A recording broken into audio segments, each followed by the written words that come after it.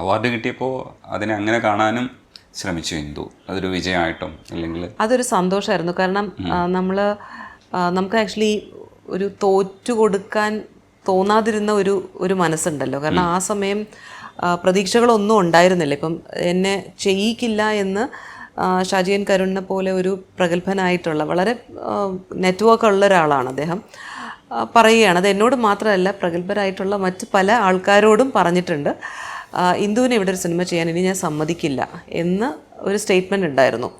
അപ്പോൾ അവിടെ എനിക്ക് അത് കേട്ടിട്ട് തിരിച്ച് പുറകോട്ട് പോകാൻ എനിക്ക് തോന്നിയില്ല. അവിടെ എനിക്ക് അടുത്ത സിനിമ ചെയ്യാനാണ് തോന്നിയത്. അപ്പോൾ ആ ഒരു തീരുമാനം വിത്ത് മിനിമൽ സപ്പോർട്ട്, ഡെഫിനറ്റ്ലി എനിക്ക് അങ്ങനെ ഒരു പ്രൊഡക്ഷൻ്റെ ഒരു സപ്പോർട്ടോ ഒന്നും ഉണ്ടായിരുന്നില്ല. പക്ഷേ ആ മുന്നോട്ട് പോകാനുണ്ടായിരുന്ന ഒരു ആത്മധൈര്യം അത് സത്യമായിരുന്നു, അത് തെറ്റല്ലായിരുന്നു എന്നുള്ള ഒരു കൺഫർമേഷൻ എന്ന് വേണമെങ്കിൽ വിളിക്കാം. അത് ശരിയായിരുന്നു എന്നുള്ളതിൻ്റെ ഒരു കാര്യമായിരുന്നു. അപ്പുറത്തിന് കിട്ടിയ ഒരു റെസ്പോൺസും അവാർഡും ഡെഫിനറ്റ്ലി അതിൻ്റെ ഒരു അടിവരയിടുന്നൊരു കാര്യം തന്നെയായിരുന്നു. തെറ്റിപ്പോയില്ല എന്നുള്ള ഒരു കാര്യമുണ്ട്. വൈഡർ ഓഡിയൻസിനെ പ്രതീക്ഷിക്കുന്ന സിനിമകൾ എപ്പോഴാണ് ഇന്ദു ചെയ്യുക? അത് ചെയ്യണമെന്ന് ആഗ്രഹമുണ്ട്.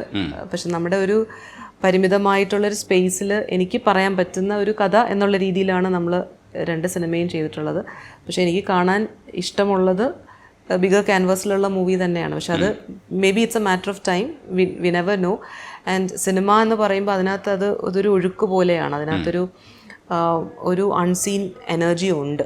അപ്പോൾ ആ ഒരു എനർജി നമ്മളെ നയിച്ചോളും എന്നാണ് ഞാൻ വിശ്വസിക്കുന്നത്. കാരണം ഇതൊക്കെ നമ്മൾ പ്ലാൻ ചെയ്യുമ്പോഴും ആക്ടേഴ്സിൻ്റെ ഡേറ്റ് എടുക്കുമ്പോഴും ഇൻഫ്രാസ്ട്രക്ചർ ഒക്കെ നമ്മൾ ചെയ്യുമ്പോഴും മറ്റൊരു എനർജി ഉണ്ട് അവിടെ. ഒരു മാജിക് ഹാപ്പൻ ചെയ്യാനായിട്ട് ഒരു ഫോഴ്സ് ഉണ്ട് അവിടെ. ആ ഒരു എനർജി ഉണ്ടെങ്കിലേ അത് സിനിമയായിട്ട് നമുക്ക് തീർക്കാൻ പറ്റുള്ളൂ. അപ്പോൾ അത് എന്നെപ്പോലെ ഒരാൾക്ക് അങ്ങനെ ഒരു സിനിമ തീർക്കാൻ പറ്റിയെങ്കിൽ അത്തരത്തിലുള്ളൊരു അനുഗ്രഹം തീർച്ചയായിട്ടും ഉണ്ടായിരുന്നു. അപ്പോൾ പിന്നെ എല്ലാവരും പറയുന്നൊരു കാര്യം കൂടിയുണ്ട്, വളരെ സീനിയർ ആയിട്ടുള്ള ഫിലിം മേക്കേഴ്സ് പറഞ്ഞ് കേട്ടിട്ടുണ്ട്, സിനിമ എന്ന് പറയുന്നത് സത്യമുള്ളൊരു മാധ്യമമാണ്. അവിടെ നമ്മുടെ ഹൃദയം കൊടുക്കുമ്പോൾ അതെന്തായാലും അത് പാഴായി പോവില്ല എന്നുള്ളത്. അപ്പം ഞാനത് പൂർണ്ണമായും എൻ്റെ ഹൃദയം അതിലേക്ക് സമർപ്പിച്ച ഒരാൾ തന്നെയാണ്. അപ്പോൾ അത് പാഴായി പോവില്ല എന്നുള്ളൊരു ആത്മവിശ്വാസമുണ്ട്. So that is what is leading me. ഈ ജർമ്മനിയിലാണ് ഇപ്പോൾ ജോലി എന്നൊക്കെ പറഞ്ഞു, പക്ഷെ എന്നിട്ടും മലയാളത്തിൽ ഇങ്ങനെ വടിവൊത്ത രീതിയിൽ സംസാരിക്കുന്നത് എങ്ങനെയാണ്? ജർമ്മനിയിൽ ഞാനിപ്പോൾ വർക്ക് ചെയ്യുന്നില്ല, ഫാമിലി അവിടെയാണ്. എഴുത്തും വായനയൊക്കെ തുടങ്ങുന്ന മലയാളത്തിൽ നിന്നാണ്. ഞാനത് ഏത് ഭാഷ സംസാരിക്കുമ്പോഴും അത് വൃത്തിയായി സംസാരിക്കണം എന്ന് ആഗ്രഹിക്കുന്നുണ്ട്. അപ്പോൾ അതുകൊണ്ട് ആ ഭാഷയോടുള്ളൊരു റെസ്പെക്റ്റ് ഉണ്ടല്ലോ, അപ്പോൾ അതുണ്ട്. പക്ഷെ ഇങ്ങനെ ഇടയ്ക്കിടയ്ക്ക് പെറുക്കി കറക്റ്റായിട്ട് വെച്ച് പോകണം എന്ന് ഭയങ്കര ശാഠ്യമുള്ളത് പോലെ ലൂസാക്കുന്നില്ല. ഞാൻ പിന്നെ ഇന്ദു അങ്ങനെ തന്നെ സംസാരിക്കുന്നതുകൊണ്ട് ഞാൻ ബുദ്ധിജീവി വാക്കുകളൊക്കെ ഉപയോഗിച്ച് സംസാരിച്ചതാണ് കേട്ടോ. ഇന്ദു ലൈറ്റർ വേർഷൻ സംസാരിച്ചിരുന്നെങ്കിൽ ഹെവി ആയിട്ടുള്ള സിനിമയാണ്. അപ്പൊ ഞാനിങ്ങനെ ലൈറ്റായിട്ട് സംസാരിക്കുന്നതിനെ പറ്റിയിട്ട് ഇങ്ങനെ തന്നെയാണ് ആർട്ടിക്കുലേറ്റ് ചെയ്യുന്നത് നോർമലി ഇപ്പൊ സംസാരിക്കുമ്പോൾ. കാരണം കൺഫ്യൂഷൻ ഉണ്ടാവരുതല്ലോ, സംസാരിക്കുമ്പോൾ ഒരു കൺഫ്യൂഷൻ ഉണ്ടാവരുത്. അതിപ്പോൾ ഇംഗ്ലീഷിൽ സംസാരിച്ചാലും മലയാളത്തിൽ സംസാരിച്ചാലും നമ്മൾ പറയാൻ ഉദ്ദേശിക്കുന്ന കാര്യം വ്യക്തതയോടെ പറയുക എന്നുള്ളൊരു കാര്യമുണ്ട്. അപ്പോൾ അതുകൊണ്ടാണ്. അപ്പം എനിക്ക് ഇങ്ങനെ ഒടുവിൽ ഈ ബുദ്ധിജീവി ചിരിച്ചു കണ്ടതിൽ എനിക്ക് സന്തോഷമുണ്ട്. ബുദ്ധിജീവി അങ്ങനെ വിചാരിച്ചിട്ടില്ല, ഒരിക്കലും ഇല്ല, ഡെഫിനറ്റ്ലി നോട്ട്. പക്ഷെ ഞാൻ പറയാൻ ഉദ്ദേശിക്കുന്ന കാര്യത്തിൽ ഒരു ക്ലാരിറ്റി ഉണ്ടാവണം എന്ന് വിചാരിച്ചിട്ട് മാത്രമാണ്. കൃത്യത കുറച്ച് കൂടിപ്പോയി, എന്റെ ചോദ്യത്തിൽ കുറച്ച് കുഴപ്പങ്ങളുണ്ടായെങ്കിൽ ക്ഷമിക്കുക. അപ്പോൾ ഈ 2 സിനിമകളും സ്ത്രീപക്ഷ സിനിമകൾ തന്നെയാണ്. സ്ത്രീ ഒരു കാലഘട്ടത്തിൽ ചെയ്യാൻ വിട്ടുപോയ, ഇല്ലെങ്കിൽ ചെയ്യണമെന്ന് ആഗ്രഹിച്ചിട്ട് നടക്കാതെ പോയ, പുരുഷൻ അതിനെ അടിച്ചമർത്തിയിട്ടുള്ള, ഇല്ലെങ്കിൽ ആ സാഹചര്യത്തിലൊക്കെ കെട്ടുപാടുകളിൽ പെട്ടുപോയ ആൾക്കാർ അത് പൊട്ടിച്ചെറിയാൻ കഴിയാതെ തന്നെ മുന്നോട്ട് പോകുമ്പോഴും അതിനെക്കുറിച്ചുള്ള കുറെ വിഹുലതകളൊക്കെയാണ് ഞാൻ 2 സിനിമകളും ചെയ്തതാണ്. ഇങ്ങനെയല്ലേ ഇന്ദു പറയുന്നത് ഇന്ദുവിന്റെ ഭാഷയിൽ? അല്ല, ഞാനതൊരു സ്ത്രീപക്ഷ സിനിമയായിട്ട് കണ്ടിട്ടില്ല.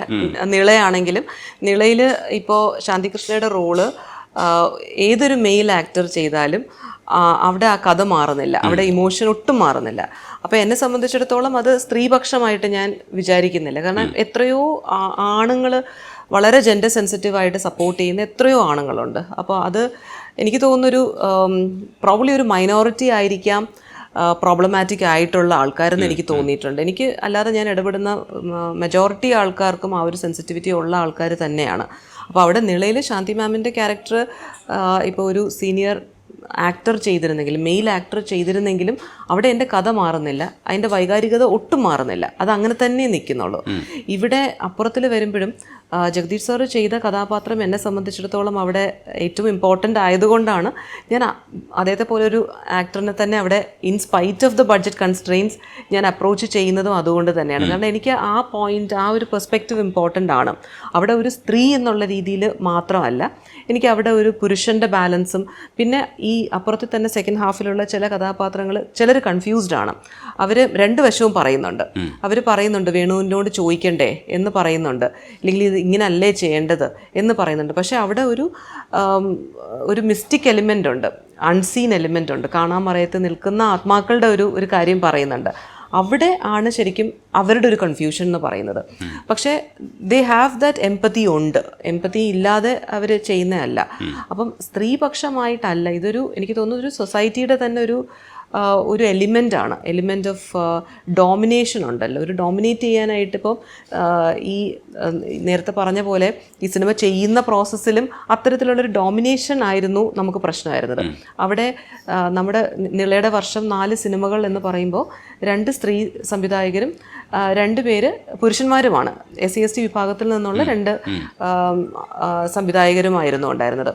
അപ്പോൾ അവിടെ അവരോട് സ്ത്രീ എന്നുള്ള വിവേചനം അല്ലല്ലോ, അവിടെ അവരെ മാർജിനലൈസ്ഡ് ആണ്, തിരിച്ചു പറയില്ല എന്നൊക്കെ ഉള്ളൊരു കൺവിക്ഷൻ വെച്ചിട്ട് അതിൻ്റെ ഒരു പവർ പൊളിറ്റിക്സ് തന്നെയാണ് വരുന്നത്. അപ്പോൾ അതെനിക്ക് തോന്നുന്നു സ്ത്രീ എന്നുള്ള ഒരു പെർസ്പെക്റ്റീവിലല്ല ഞാൻ എഴുതുന്ന കാര്യങ്ങളിലും അങ്ങനെ ഒരു സ്ത്രീ എന്നുള്ളൊരു എലിമെൻറ്റ് വെച്ചിട്ടല്ല ഞാൻ വർക്ക് ചെയ്യുന്നത്.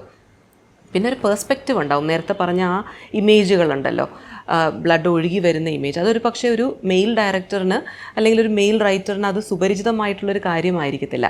പക്ഷേ for me it's A reality. അതിലൊരു എക്സാജറേഷൻ ഇല്ല, ബിക്കോസ് ഇറ്റ്സ് എ റിയാലിറ്റി. ഇത് എല്ലാ സ്ത്രീകളും അനുഭവിക്കുന്ന ഒരു കാര്യമാണ്. ആ ഇമേജ് എന്ന് പറയുന്നത് വളരെ ഫെമിലിയർ ആണ് എനിക്ക്. അപ്പോൾ അതിലെനിക്ക് ആ ഒരു പേഴ്സ്പെക്റ്റീവ് ബീയിങ് എ വുമൺ ചിലപ്പം എൻ്റെ കഥാപാത്രങ്ങൾക്ക് കൊണ്ടുവരാൻ പറ്റും. പക്ഷേ ആ വൾണറബിലിറ്റി ഓഫ് മെന്നും എനിക്ക് മനസ്സിലാക്കാം. കാരണം എനിക്കൊരു മകനാണുള്ളത്, എന്നെ എഴുത്തിലേക്ക് കൊണ്ടുവരുന്നത് എൻ്റെ അച്ഛനാണ്. അപ്പോൾ ഒരിക്കലും ഞാൻ ആണുങ്ങൾ പ്രശ്നക്കാരാണെന്ന് എനിക്കൊരിക്കലും തോന്നിയിട്ടില്ല. ഇപ്പോൾ ഞാൻ ജർമ്മനിയിലായിരിക്കുകയാണ്, നമ്മൾ ഫാമിലിയായിട്ട് ജർമ്മനിയിലാണ്. ഞാനിപ്പോൾ ഇവിടെ നാട്ടിൽ വന്നിട്ട് ഇപ്പോൾ ഒരു 1 മന്തായി. അവിടെ കുട്ടികളുടെ കാര്യങ്ങൾ നോക്കുന്നതും ജോലി ചെയ്യുന്നതും ഒക്കെ എൻ്റെ ഹസ്ബൻഡാണ്. അപ്പോൾ ആ സപ്പോർട്ട് ഡെഫിനറ്റ്ലി ഉണ്ട്. അപ്പുറം സ്ക്രീൻ ചെയ്യുന്നതിൻ്റെ തലേ ദിവസം എൻ്റെ ഹസ്ബൻഡും മെസ്സേജ് അയച്ചിട്ടുണ്ടായിരുന്നു, പുള്ളിക്ക് ഉറങ്ങാൻ പറ്റുന്നില്ല എന്നുള്ളൊരു ആങ്സൈറ്റി ഉണ്ട്. അപ്പോൾ അത്തരത്തിൽ ഇമോഷണലി സപ്പോർട്ട് ചെയ്യുന്ന ഒരു ആളാണ് എൻ്റെ ലൈഫിലുള്ളത്. അപ്പോൾ ഒരിക്കലും എനിക്ക് ആണുങ്ങൾ പ്രശ്നക്കാരാണെന്ന് എനിക്കൊരിക്കലും തോന്നിയിട്ടില്ല.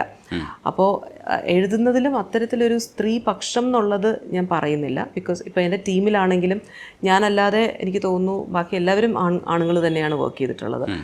പക്ഷെ അവിടെ എന്നൊരു സ്ത്രീയായിട്ട് അവരാരും കണ്ടിട്ടില്ല. അവിടെ നമ്മുടെ വർക്ക് മാത്രമാണ് നടക്കുന്നത്.